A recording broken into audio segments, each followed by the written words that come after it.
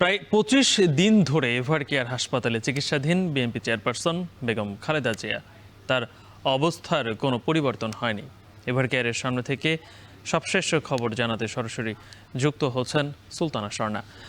স্বর্ণা, জানাবেন যে গত কয়েকদিন ধরে আমরা হাদিও এভার কেয়ার হাসপাতালে ছিলেন, খালেদা জিয়ার শারীরিক অবস্থার খোঁজ খবরও আমরা রাখছিলাম, কিন্তু নতুন করে কোনো তথ্য আপনার হাতে এসে পৌঁছেছে কিনা, কোনো তথ্য জেনেছেন কিনা, কিংবা ডক্টররাও কিছু বলেছে কিনা? গালিব, প্রথমেই আসলে জানাতে হয় গত ৬ দিন আগে কিন্তু শেষ যে ব্রিফটি ছিল বেগম খালেদা জিয়ার মেডিকেল বোর্ড, দেশি বিদেশি চিকিৎসক এবং ডক্টর জোবায়দা রহমান তার সাথে আসলে সমন্বিত যে মেডিকেল বোর্ডটি রয়েছে সেই মেডিকেল বোর্ডের যে ব্রিফটি ছিল সেটি কিন্তু গত ৬ দিন আগে হয়েছে এবং তারপর থেকে কিন্তু সুনির্দিষ্টভাবে কোনো আমাদের কাছে তথ্য কিন্তু আসেনি। এবং তার পাশাপাশি আসলে জানিয়ে রাখতে চাই, সেই তথ্য মতে কিন্তু বেগম খালেদা জিয়া এখনও ইনক্লুসিভ ভেন্টিলেটরে রয়েছেন এবং তার শারীরিক অবস্থা কিন্তু এখনও অপরিবর্তিত রয়েছে। অর্থাৎ তার যে বিভিন্ন ডায়ালিসিস চলছিল এবং তার পাশাপাশি বিভিন্ন তার যে ইনজেকশন চলছিল সেই সকল চিকিৎসা কিন্তু এখনও চলছে।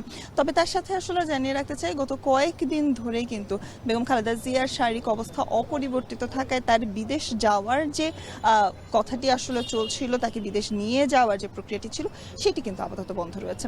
তার অবস্থার যদি উন্নতি হয় সেক্ষেত্রে তার শ্বাস নেয়ার যে ভেন্টিলেশনে রাখার আসলে মূল কারণটি কিন্তু শ্বাস প্রশ্বাস নেয়ার বা শ্বাস নালীর সমস্যার কারণে হয়ে থাকে এবং সেক্ষেত্রে যদি বলি তার শ্বাস নেয়ার যে প্রক্রিয়াটি রয়েছে সেটি যদি আর একটু উন্নতি না হয় সেক্ষেত্রে কিন্তু ঢাকা থেকে লন্ডনের যে দীর্ঘ পথ, অর্থাৎ ১২ ঘন্টার মতো যে ফ্লাই করতে হবে সেইটির মতন কিন্তু তার অবস্থা নেই দেখেই কিন্তু তাকে লন্ডন নেওয়া হয়নি। তবে এখন পর্যন্ত যদি বলি, মেডিকেল বোর্ডের পক্ষ থেকে কিন্তু জানানো হয়েছে তার শারীরিক অবস্থা অপরিবর্তিত রয়েছে এবং মেডিকেল বোর্ডের আজও গত কয়েকদিনের মতোই কিন্তু ২৩ তারিখের পর থেকে কিন্তু প্রতিদিনই তাদের ব্রিফ চলছে এবং মিটিং চলছে।